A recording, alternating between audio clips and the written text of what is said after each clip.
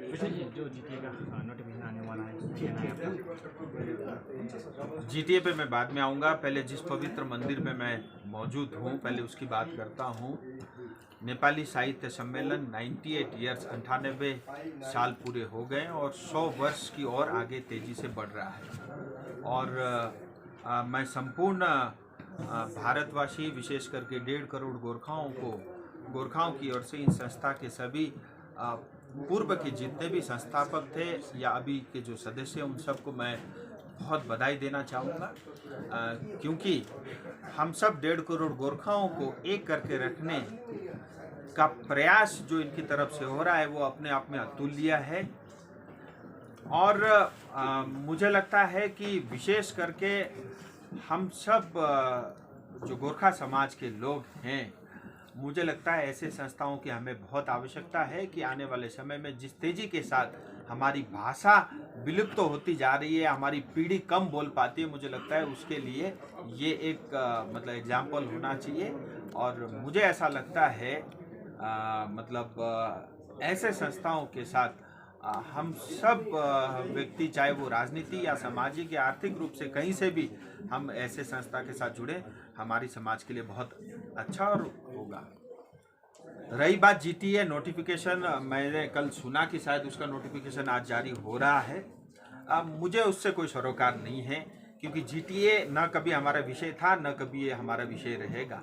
और आज ममता दीदी बुलडोजर चला करके गोरखाओं के ऊपर में अन्याय करके जीटीए चुनाव कराना चाहती है, तो मैं इतना ही कह सकता हूँ, उनकी बुद्धि भ्रष्ट है, मुझे उसमें कोई टिप्पणी नहीं करनी।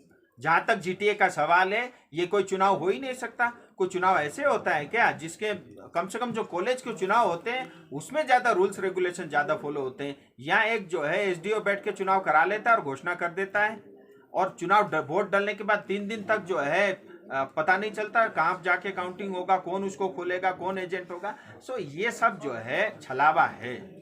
मैं इतना ही कहता हूँ, जीटीए चुनाव न हो करके ये गोरखाओं को दोबारा से एक बार खरीदने के लिए ये एक टेंडर प्रोसेस है, और जो भी बिकने के लिए तैयार है, मुझे लगता है उसके लिए इस टेंडर में भाग लेना चाहिए।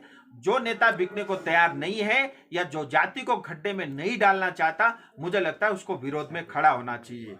और भले ही हमारा शत्रु हो, हमारा मित्र हो, कोई भी हो, जाति के साथ, गोरखाओं के साथ खड़ा रहेगा, मैं उसके साथ खड़ा रहूंगा। मैं आपके माध्यम से राज्य सरकार से भी दोबारा निवेदन करता हूं, आपको 10 बार सोचना चाहिए। अगर आप ईमानदार हो, आप पंचायत चुनाव कराओ, किसने रोका है? आप महकमा परिषद करा सकते हो, लेकिन दार्जिलिंग में पंचायत चुनाव नहीं कराना चाहते। और अब तक 2000 से लेकर के 22 तक 2200 करोड़ रुपए का घाटा और विकास के काम नहीं हुए हैं। अगर उतनी चिंता आपको विकास के, आप चुनाव कराओ ना, पंचायत का चुनाव। किसने मना किया है? हम भाग लेंगे उसमें, हम भी चुनाव लड़ेंगे, सारी जनता उसमें चुनाव लड़ेगी। लेकिन अगर 3 लोगों को नेता बनाने के लिए आप चुनाव कराओगे, कानून के तहत या सड़क पे उतर करके जो भी विरोध करना होगा मैं करूंगा।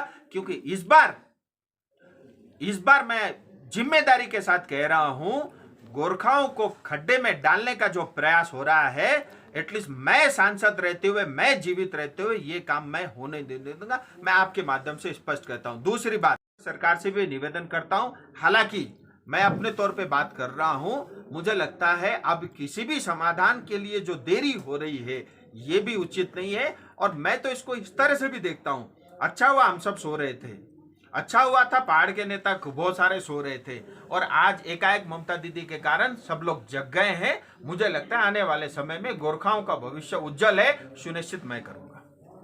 केंद्र सरकार भी तो कुछ नहीं दे रहा है अभी तक। देखिए, ये बात आपकी ठीक है कि देरी हो रही है, इसमें कोई दो राय नहीं है, लेकिन गोरखाओं की एक ही मांगे, अलग राज्य है गोरखालैंड। इतना सरल भी नहीं है। और आप ये भी जानते हो कि एक वार्ता स्टार्ट हो चुकी है, और ये सब फैसले एक वार्ता में नहीं होता। हमने स्टेट को भी पूरा अपॉर्चुनिटी दिया है, आगे भी उनको मिलेगा। मुझे लगता है उस वार्ता में भाग लें। और जहां तक जीटीए का सवाल है, जब 5 साल तक बगैर चुनाव के, कभी चमचों को रख के, कभी जो है एडमिनिस्ट्रेटर को रख के आप चला सकते हो, चला लो 3 महीने 6 महीने, और मुझे लगता है उससे कोई फर्क नहीं पड़ता।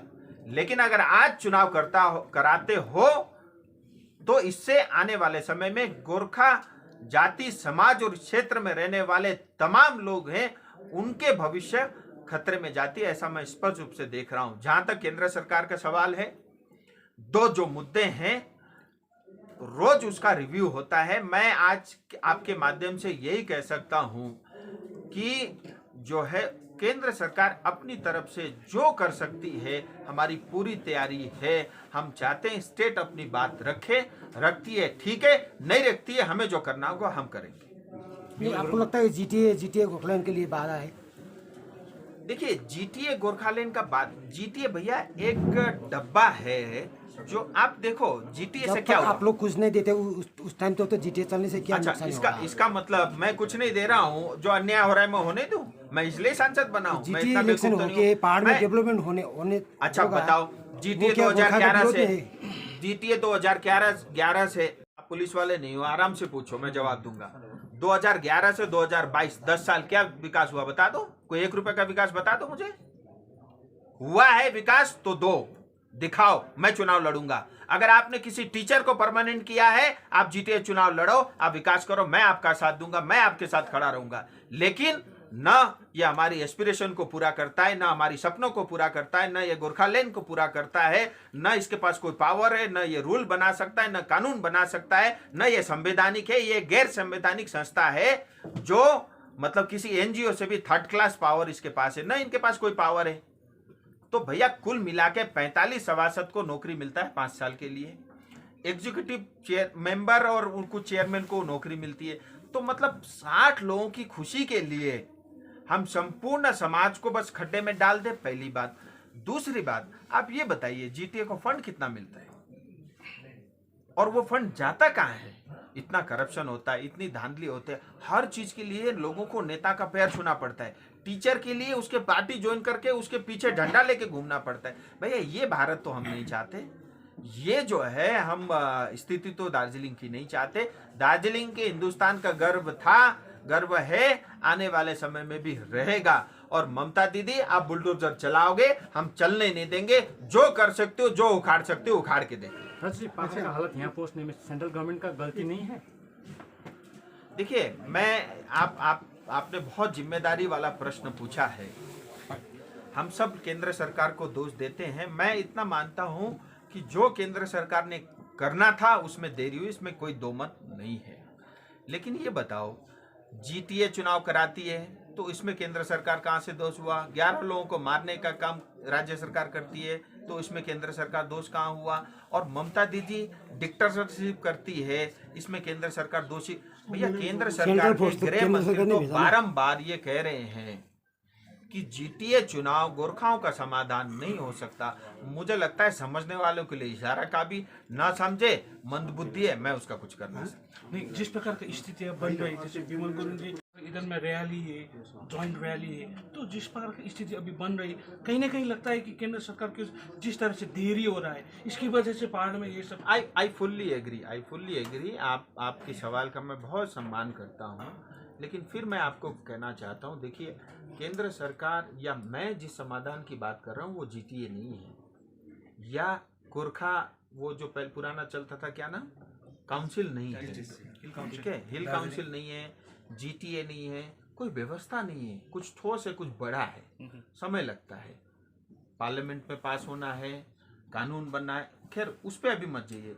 लेकिन मैं ये कह रहा हूँ कि ठीक है ममता दीदी, आप आइए, आप क्या दे सकते हो नहीं दे सकते आप बात रखिए, आप नहीं रखोगे तो भी हम तो करेंगे। लेकिन ये जीटीए ऐसा है, मान लीजिए मैं एक उदाहरण के लिए बोलता हूँ, जीटीए चुनाव होता है, देखो जनता तो खुश नहीं है, 1-2 पॉलिटिकल पार्टी छोड़ के कोई नहीं चाहता, आप बुलडोज करके चुनाव कराते हो। कल ममता दीदी ये कहना चाहती है कि दार्जिलिंग शांत है। अरे भैया, तुमने शमशान घाट बना के रखा है, क्या खाक शांत है? मुझे लगता है ममता दीदी की चाल इतनी है, किसी तरह जीटीए चुनाव कराओ, अपने पक्ष के नेताओं को बिठाओ, केंद्र को और देश भर में ये कहो कि जो है जीटीए चुनाव के माध्यम से मैंने जीत लिया। और मैं फिर कहता हूँ, जैसे हिंदुस्तान के लिए जितना सेंसिटिव जम्मू कश्मीर है, उतना ही सेंसिटिव हमारे लिए दार्जिलिंग, राष्ट्रीय सुरक्षा की दृष्टि से भी, और बहुत सारी अन्य बातें हैं जो मैं आपके सामने शायद नहीं कह सकता, उन सब माध्यम मतलब चीज़ों की वजह से भी। सो हम सब की जिम्मेदारी, मैं इसलिए नहीं बकबक कर रहा हूँ क्योंकि मैं सिर्फ गोरखा हूँ, मैं इसलिए भी करता हूं कि एक आम हिंदुस्तानी होने के नाते ये मेरा कर्तव्य बनता है, एक सांसद होने के नाते मेरा कर्तव्य बनता है, मेरे जाति के प्रति भी मेरा फर्ज है, मेरे देश के प्रति भी मेरा फर्ज है, मेरी पार्टी के प्रति भी मेरा फर्ज है, वो मैं निभा रहा हूं और निभाऊंगा। लेकिन जो अन्याय आपने किया अब नहीं चलेगा, हम नहीं सहेंगे, कहीं नहीं सहेंगे, ये बात मैं स्पष्ट कहना चाहता हूँ। फिर भी इलेक्शन होगा तो बीजेपी हम प्रयास करेंगे, अभी भी हमारे पास ऑप्शन अभी भी अवेलेबल है, कोर्ट के माध्यम से, हाई कोर्ट के माध्यम से, सुप्रीम कोर्ट के माध्यम से, केंद्र सरकार के माध्यम से, बाकी अलायंस पॉलिटिकल पार्टी के साथियों के माध्यम से। मैं आज या कल स्वयं भी ममता दीदी को पत्र लिखूंगा। मैं चाहूँगा कि ये जो अन्याय एक बार दोबारा गोरखाओं पर होने वाला है, इस पर रोक लगा दिया जाए। नहीं लगाती तो फिर क्या करना होगा हम करेंगे, लेकिन इतना स्पष्ट है कि ये एक सोची समझी साजिश है जो नाकाम होगी। और मैं तो एक बात अभी कार्यक्रम में भी मैं यही कह रहा था, जो वातावरण बना है, जिस तरह की चीज़ें आगे बढ़ रही है, मुझे लगता है ये हमारे लिए सुखद भी हो सकता है, हम इसको एक अपॉर्चुनिटी की तरह भी देख सकते हैं। मैं बहुत सकारात्मक सोचने वाला व्यक्ति हूँ, मैं इसलिए भी ऐसा शायद सोच रहा हूँगा, लेकिन ये एक अवसर के रूप में भी इस समय का हम उपयोग कर सकते हैं। मैं आपके माध्यम से तमाम जनता पॉलिटिकल पार्टी से यही कहना चाहता हूँ, आप अनशन करिए, आप कार्यक्रम करिए, लेकिन मतलब दार्जिलिंग का स्थिति और माहौल बिगड़ना नहीं चाहिए, लॉ एंड ऑर्डर की सिचुएशन बनी रहनी चाहिए। शांति तरीके से हम जिस भी तरीके से विरोध कर सकते हैं, हम स्वतंत्र हैं। भारत के संविधान ने हमको विरोध करने का पूरा अधिकार दिया है, उसका आप भरपूर प्रयोग करें। लास्ट क्वेश्चन, एक बार आपने ही संसद में मतलब आवाज रखा था कि जीटी इलेक्शन नहीं हुआ है इतने साल से, उसमें भी आपने विरोध किया। ऐसा है ना, इलेक्शन हो रहा है दादा, उसमें भी विरोध कर रहे हैं। आप सब लोग मीडिया इतने पढ़े लिखे, इतने समझदार हैं। मैं कई बार जो है ना आप लोग को देखता हूँ तो मुझे या तो ये लगता है आप लोग बिके हुए हो, या आप लोग नहीं समझना चाहते। मैं सबको नहीं बोल रहा हूँ, 2-4 लोग हैं, आप भी जानते हो उनको, प्रश्न ही ऐसे करते। अरे भैया मेरा वक्तव्य उठा के देख लो, मैं क्या कर रहा हूं कि इतने साल से आपने जीटीए का चुनाव नहीं कराया, इतने साल से आपने पंचायत नहीं कराया। मैं वो तथ्य रख रहा हूं जिससे गोरखालैंड का मार्ग प्रशस्त हो। आप समझते क्यों नहीं हो? मैं बोल रहा हूँ जीटीए का चुनाव नहीं, पंचायत का चुनाव नहीं, और कोई व्यवस्था नहीं, तो मार्ग प्रशस्त हो गोरखालैंड के लेकर के मैं इसलिए उठाता हूँ। आप ये कहते हो चुनाव नहीं हुआ, तो मैं चुनाव कराओ थोड़ी ना बोला मैंने, कभी कहा है क्या? नहीं कहा है। सो मुझे लगता है हमको ये समझने की आवश्यकता है। आप सब लोग बहुत समझदार हैं, आपका बड़ा योगदान है। आने वाले दिनों में तेजी से हर दिन गतिविधियां बदलेंगी, मीडिया का मुझे लगता है बहुत बड़ी भूमिका रहेगी।